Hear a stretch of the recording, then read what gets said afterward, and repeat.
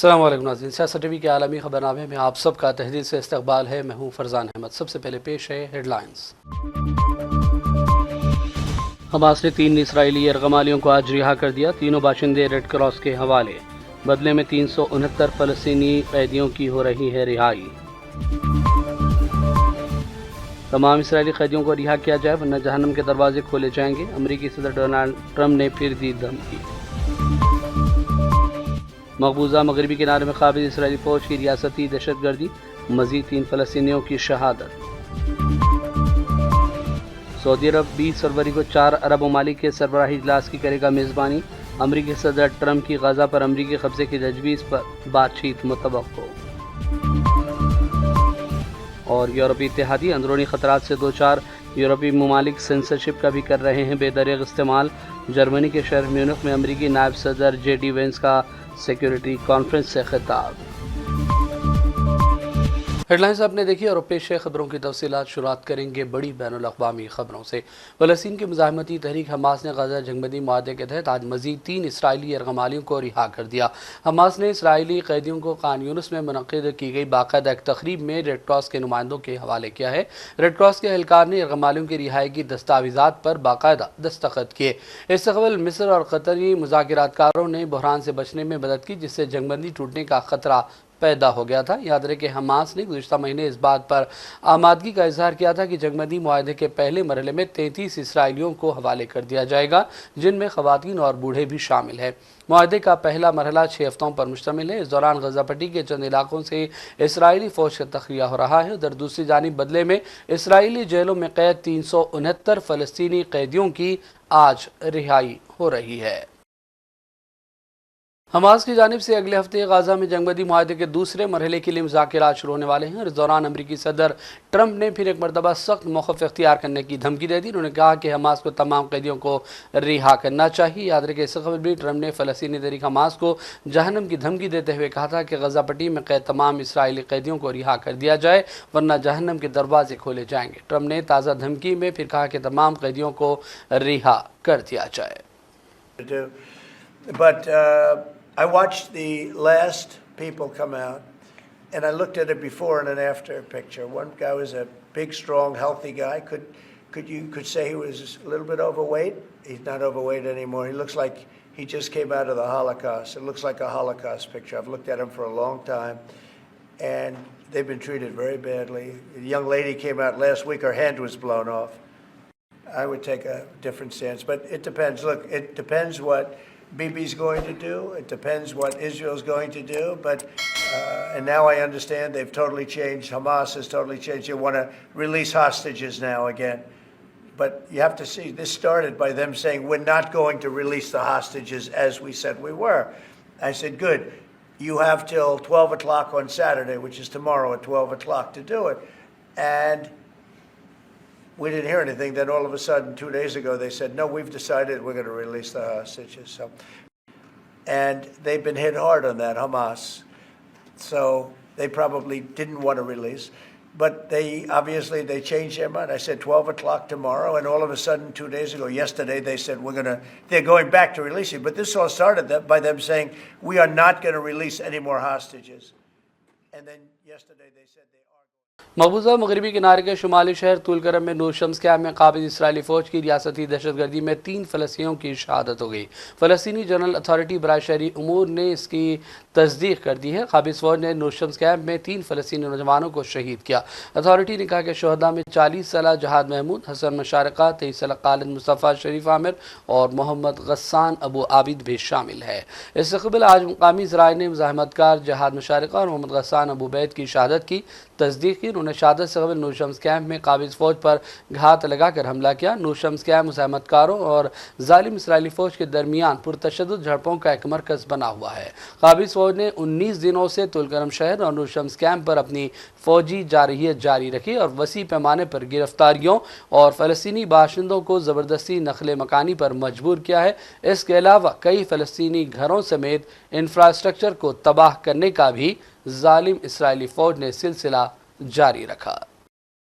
سعودی عرب کے ذرائع کے مطابق ریاض حکومت 20 فروری کو 4 عرب ممالک کے ایک سربراہی اجلاس کی میزبانی کرے گا، جس میں امریکی صدر ٹرمپ کی غزہ پر امریکی قبضے کی تجویز پر بات چیت متوقع ہو۔ مصر، اردن، قطر اور UAE کے رہنما سعودی عرب میں ہونے والے سربراہی اجلاس میں شرکت کریں گے۔ یہ اجلاس اسی مسئلے پر 27 فروری کو قاہرہ میں عرب لیگ کے اجلاس سے پہلے منعقد کیا جا رہا ہے۔ فلسطینی اتھارٹی کے صدر محمود عباس بھی سعودی عرب میں ہونے والے اجلاس میں شرکت کرنے والے ہیں۔ ٹرمپ نے اپنے غزہ منصوبے میں غزہ پٹی پر قبضہ کرنے اور اس علاقے کے فلسطینی باشندوں کو مصر یا پھر اردن منتقل کرنے کی بات کی ہے۔ ٹرمپ کے غزہ پٹی پر قبضے اور 20 لاکھ سے زیادہ فلسطینیوں کو علاقے سے باہر منتقل کرنے کی تجویز عالمی سطح پر ناراضگی کا سبب بنی ہوئی ہے۔ ٹرمپ کی تجویز پر اسرائیلی وزیر اعظم نتن یاہو نے بھی کہا کہ سعودی عرب فلسطینیوں کو اپنے ہاں بسا لے، جس کی کافی مذمت کی گئی ہے۔ یاد رہے کہ اردن پہلے ہی 20 لاکھ سے زیادہ فلسطینی پناہ گزینوں کا مرکز بنا ہوا ہے۔ ملک کی 11 ملین آبادی میں سے نصف سے زیادہ فلسطینی نژاد باشندے ہیں۔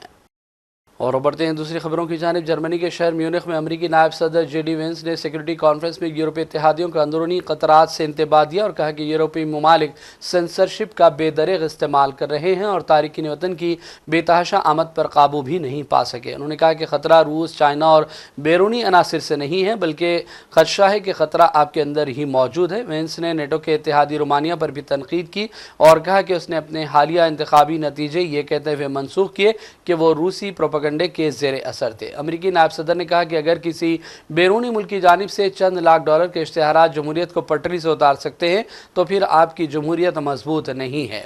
امریکی نائب صدر کے تبصروں نے سیکورٹی کانفرنس میں موجود عالمی رہنماؤں کو حیران کر دیا، جن کو توقع تھی کہ امریکی نائب صدر کی تقریر یوکرین اور روس پر مرکوز رہے گی، جبکہ انہوں نے اس مسئلے کا صرف سرسری تذکرہ کیا۔ Cogs of a global economy, and it's hardly surprising that they don't want to be shuffled about or relentlessly ignored by their leaders. And it is the business of democracy to adjudicate these big questions at the ballot box. I believe that dismissing people, dismissing their concerns, or worse yet, shutting down media, shutting down elections, or shutting people out of the political process protects nothing. In fact, it is the most surefire way to destroy democracy.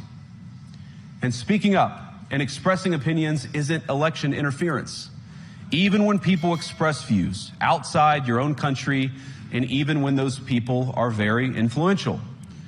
And trust me, I say this with all humor, if American democracy can survive 10 years of Greta Thunberg's scolding, you guys can survive a few months of Elon Musk.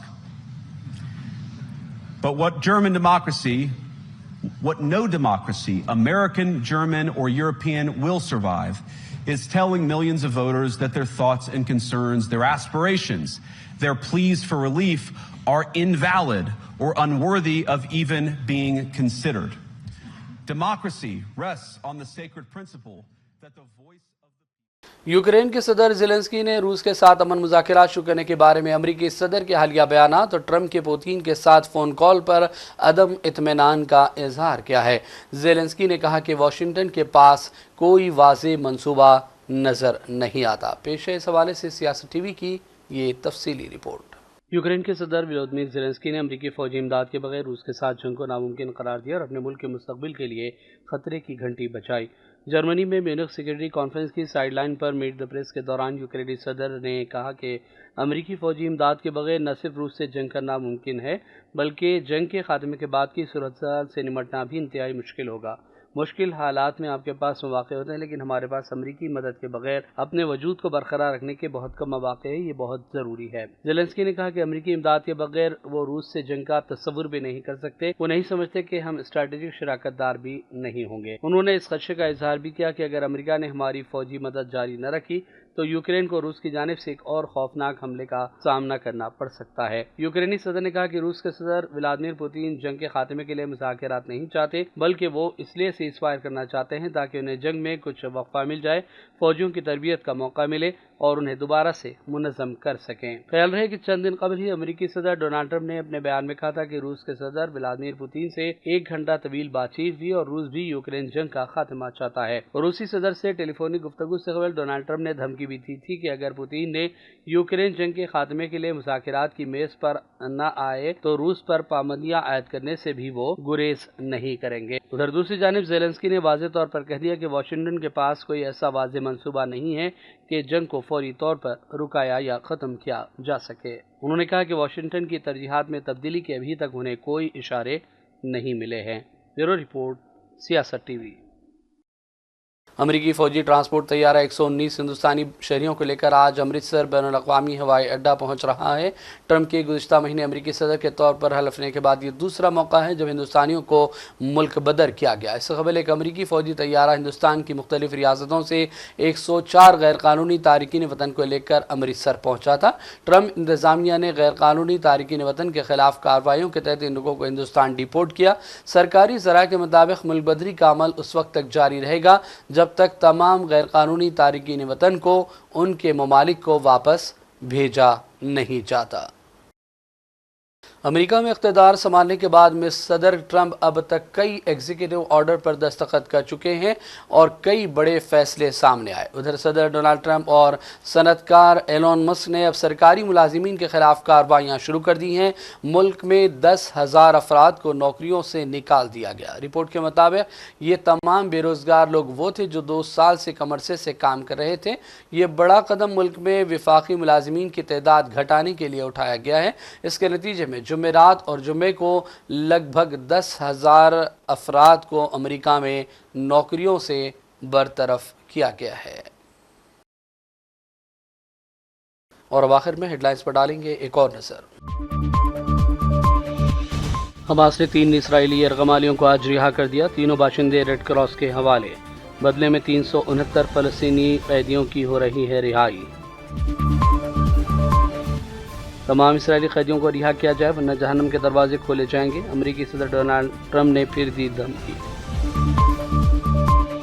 मकबूजा मगरबी किनारे में काबिज Israeli फौज की रियासती दहशतगर्दी, मजीद 3 फलस्तीनियों की शहादत। सऊदी अरब 20 फरवरी को 4 अरब ममालिक के सरबराही इजलास की करेगा मेज़बानी।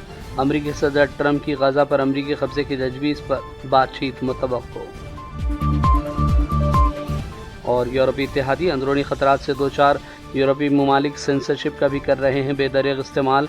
जर्मनी के शहर म्यूनिख में अमेरिकी नायब सदर JD वेंस का सिक्योरिटी कॉन्फ्रेंस से खिताब। सियासत टीवी के न्यूज़ बुलेटिन का सिलसिला फ़िलहाल यहीं ख़त्म करते हैं। मोहम्मद फरजान अहमद को पूरी टीम के साथ इजाज़त दें। देखते रहिए सियासत टीवी। अल्लाह हाफ़िज़।